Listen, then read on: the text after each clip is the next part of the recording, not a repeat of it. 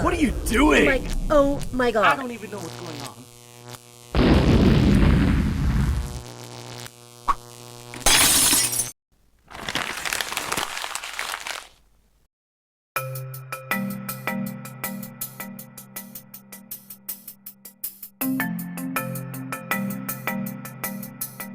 Player one.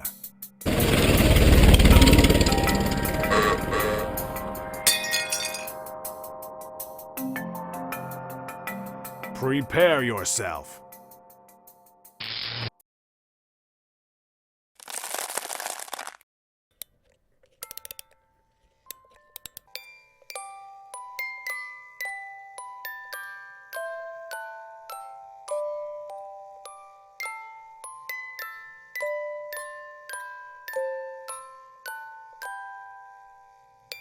Happy holidays! I've got a gift for you.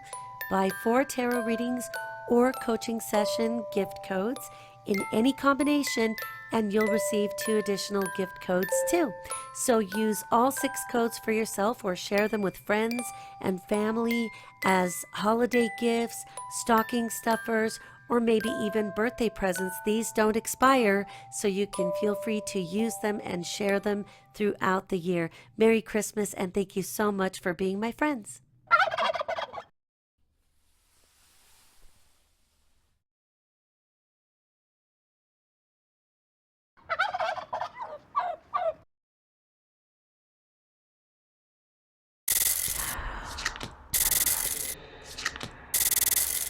Hi there, Virgo. This is your weekly reading for the week of December 21st. How are you doing?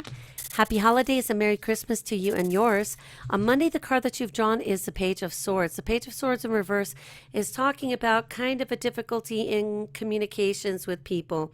And so the discussions or communications, whatever they are not the friendliest. You might even be feeling like you're trying to defend yourself and no one believes you. And so if you do have a situation like that, I think that I would just naturally say that it would be best to try not to defend yourself too hard. Now, obviously, if somebody's accusing you of something you didn't do, and it's a legal situation or the school has called your parents or, something like this is still up on the table, then you're going to have to defend yourself. But there's a difference between going crazy and cussing at people and getting upset and between communicating and saying things in the format of a statement. Like, let's say you accused me of stealing your boyfriend.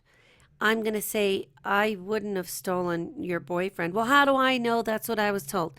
And I would say, because I don't even know who you're talking about. And why would I try to take your boyfriend if we're all in school and everybody's going to see me with him? I don't want your boyfriend, whoever he is.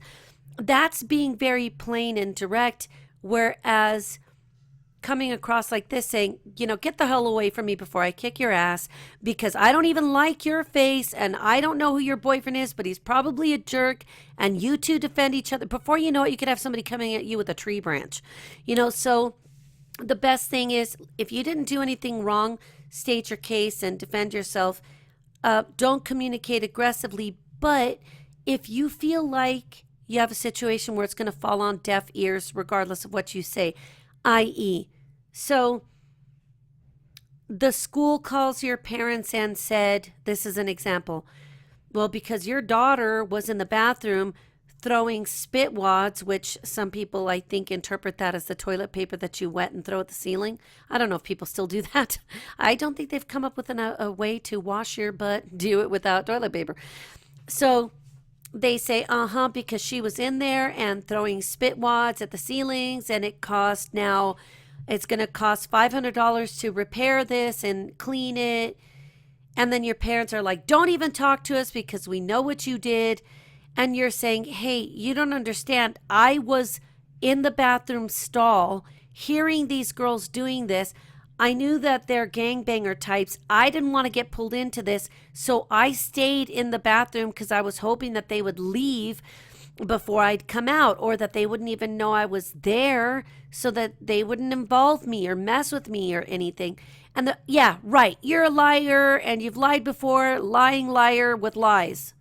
And at that point, you're not going to be heard, no matter what you do. The best person to talk to about that, is the school, a principal, a counselor. But I want you to go in, if you're having a situation like that or anything similar to it, write your statement on a piece of paper in very cohesive, easy to understand words in short sentences, short and sweet to the point. Like this. This is an example. For those of you that are probably going to have to do this. My name is Laura Scutters. I am a 15-year-old ninth grader. I was accused of throwing spit wads in the girls' bathroom, and I would like to give my reply to this. I was in the bathroom because I had to go. I heard the girls come in and start monkeying around. I knew they were throwing spit wads because I could see the toilet paper hitting the ceiling. I was afraid to come out and wash up and leave for fear that they might retaliate on me because I saw them. I decided to stay in the toilet stall with the door closed, hoping they wouldn't realize I was in there, or that I could leave when they leave, which is what happened. I left after they did. I saw this, so when the monitors or whoever the, big brother is at the school came by and got a report, they remember seeing those girls, and I was the last one to come out of the bathroom. I was not involved in this in any way. I've never done anything like this, and this is my statement, and I'm going to consider putting in a statement with the police. Let me guarantee you, they're going to take your butt seriously. When you say that you're going to write a statement to the police, it would be because you know that you have the right to file a statement and say that something has occurred that was injurious to you in some way. They're not going to, do a detective investigation. You're just going to say, I'd like to put a complaint, a statement on file. And if they try to dismiss you at the police station or something, just say, no, you could already come in with a typed thing and they can attach it to one of these things, their sheet of paper that is the complaint. It will actually get a file number and everything. That shows a lot of courage in being right. So if you have to defend yourself this week, that's kind of the circumstances that I'm suggesting. But if it's just nonsense, nuisance, gossip or something, and kind of no harm, no foul, even if you don't want to have to answer their people, or they're saying, she got a nose job, and you're like, oh my God, I don't know why they have this idea, but I'm just going to pretend I didn't hear it. That might be the best bet. But if a parent is involved, which I don't think is too likely, but if a parent is involved and they don't believe you or trust you, I want you to think about serious steps you can take in the future, like when you go back to school after the holiday break. Or even if you email it to the principal at the school, I'd do that.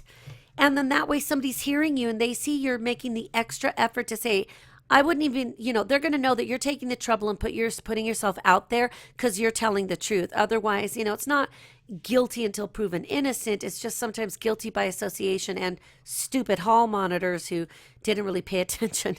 The sextile here on Monday with Mercury and Capricorn to Chiron and Pisces could actually help you come across a lot more serious and meaningful than you would have been anyway. Tuesday, we got the Six of Pentacles in reverse. You might be feeling like the universe is taking a big hairy dump on you, but it's only kind of more the way you feel. It's not really what's happening. We're going into this Gemini moon. It really isn't always the most comfortable for some people when we're going to have a sensitive moon like this one in Cancer on Christmas Day, the 25th. We start to see that the Gemini moon preceding it, and people can be a little bit affected by it because we're, thinking, okay, so here's the moon illuminating something. My ruler Mercury is in Capricorn. For you, that's your solar 5th house. So you're kind of like, I feel something, but I don't know what. I guarantee that it will fade. It will go pretty easily. The universe remembers everything, including all the good you've done, and you're always going to be okay in the end. Just do your best. Stay away from people who suck. Stay away from drinking, drugs, and smoking. And that way you can just feel assured that you can enjoy your life in the best way possible without the interference of other people being bad influences and you ending up in the clink or juvenile or freaking continuation school or some hell like that. On Wednesday, we've got the Two of Wands in reverse, and this is a card that indicates there's kind of a sense of a lack of harmony there. I think it's going to be with the social issue, the social connection, the best friend and her new friends, etc. You get it? That's where the sensitivity is. On Thursday, things seem to wrap up nicely, so I think you finally have a good idea of how you're going to handle this discomfort that would have been more prevalent at the beginning of the week. And I think that also at the same time, you're going to be feeling more of the ability to blend what you're learning. Like, I get it, I get it. So the principle doesn't mean to be a heinous wench. The principle is just trying to teach us right from wrong. I happen to be in the right place at apparently the wrong time, and now I have to demonstrate to her that, yes, I know you're not heinous just because you're, who goes to college to become a principal if you hate kids? I'm telling you that it only happens in Matilda with Mrs. Trunchbull. It doesn't really happen in real life, although there are some sick puppies out there. So I think that things are coming together for you.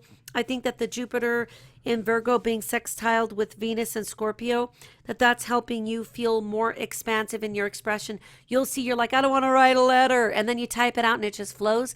That's exactly what I'm talking about. Friday, Christmas Day, the High Priestess is telling you that if you go to your higher self or you reach into the psychic realm, the spiritual, the divine, the ethereal, that you're going to find that you understand things more readily than even your adult Virgo counterparts do. So this is really great for you because it shows me that for you guys, it's more an emphasis on your own psychic abilities that are pretty much the way I'd like to call them, even though psychic is kind of a dirty word. It's just paranormal, makes us think of movies with staged demons, So your skills are getting sharpened, and I think that that's going to help you a lot. Saturday, the Page of Wands is where now the tide starts to change. I think you could hear a little bit of gossip or a rumor. If it is along the lines that so-and-so's cheating with so-and-so, don't repeat it. Don't reply to the text message. Take yourself out of that. Oh my God, I freaking hate the text group chat shit. Crap. So like when people include you on something or they sent you some stupid joke or then they, we had one acquaintance known to one of at least me, and then she would send these things and it'd be some announcement like pray for so-and-so.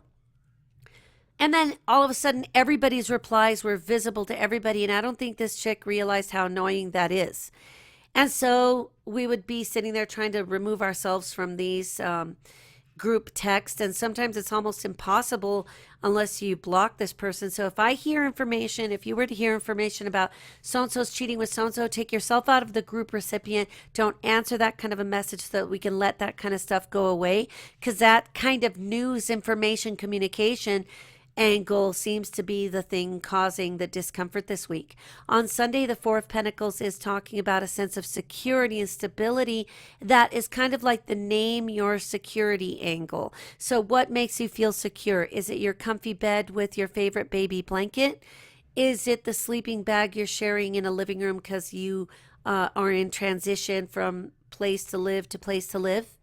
Is comfy for you sharing a bed with you and 3 screaming triplets because things are kind of tough and everybody, So whatever that comfort zone is for you and your stability, spend time there focusing on really what does it all matter in the end. If somebody decided to say that you've got horrible ears or that your mother was a goat, I'd be like, boy, that's unusual.